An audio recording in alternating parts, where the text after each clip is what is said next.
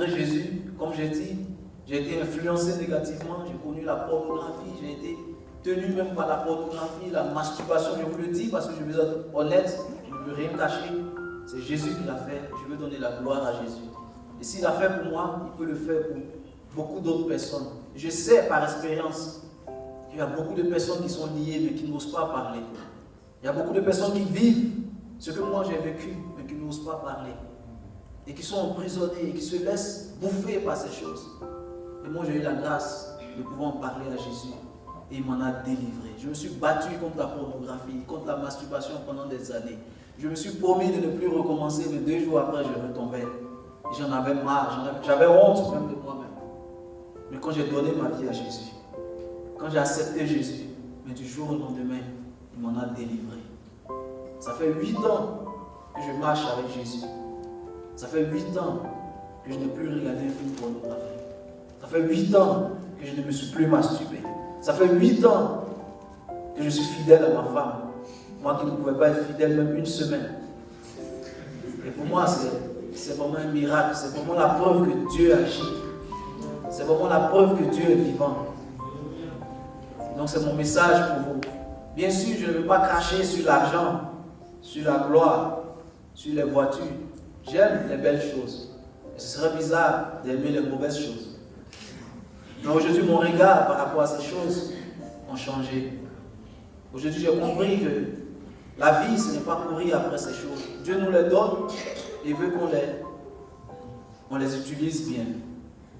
Et quand il nous bénit, c'est pour nous faire plaisir parce que nous sommes ses enfants. Et bien sûr, on peut en jouir, mais ce n'est pas ça la finalité, ce n'est pas ça le but.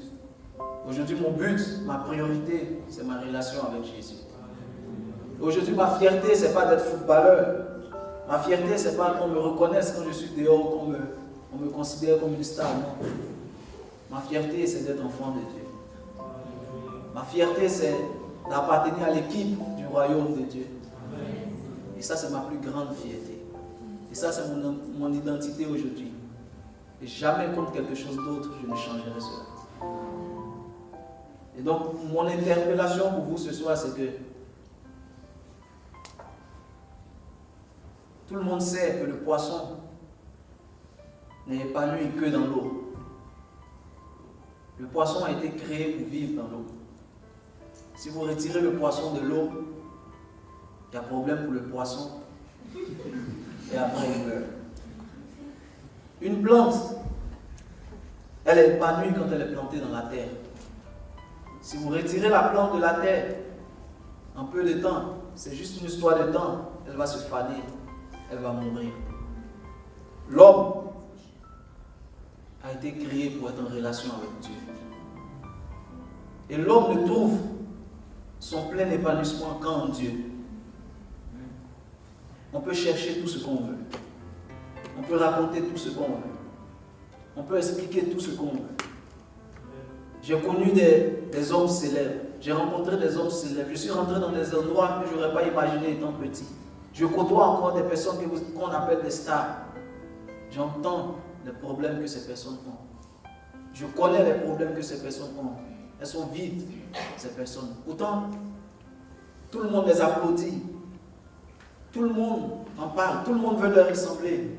Mais c'est des personnes qui ont de réels problèmes, comme tout un chacun. Et c'est des personnes qui ont besoin aussi de Dieu.